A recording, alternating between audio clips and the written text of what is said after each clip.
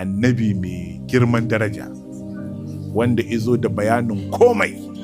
Yau tsawon shekara 1500 din nan ba a taɓa samun ranar da aka ci gyaransa ko sau ɗaya ba.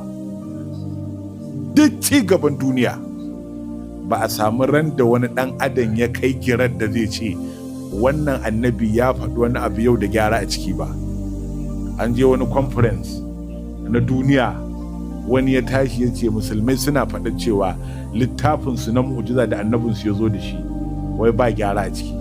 Ce ya kamata yau su haƙura da wannan kalma, ga wani gyara su yi ƙoƙari su gyara shi a cikin ƙur'aninsu. In ji fa wannan mutumin, ce to bismillah yi bayani. Ya ce a cikin ƙur'ani annabinsu ya zo da cewa wai ma ja'ala Allahu lirajulin min qalbayni fi jawfihi. Allah bai taɓa sa wa ɗan adam namiji zuciya biyu a kirjinsa ba. To shikenan yace to ya zai a faɗi haka, a ce ɗa namiji ma ja'ala Allahu lirajulin min qalbayni fi jawfihi, ɗan adam namiji ba a taɓa sa masa zuciya biyu ba. Yace ai an bincika ba a taɓa samun ya mace ma da zuciya biyun ba.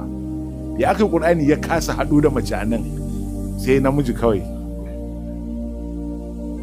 Yace da haka nan gurin kamata ya gyara shi, kowace mace ma zuciya ɗaya ce da ita.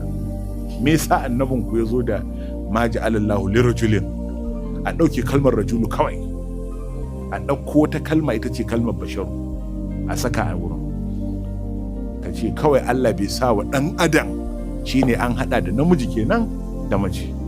Haka an ci gyaran musulmi yau. Yace ba gyaran har yau, abinda ka faɗa ne da gyaran kai.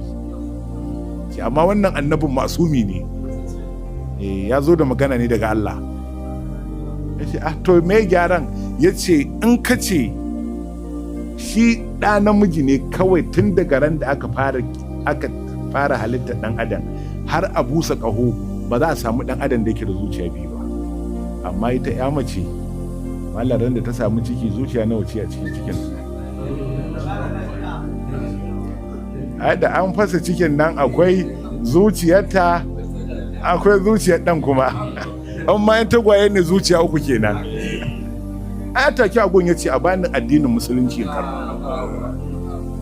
a bani addini, sai ya musulunta.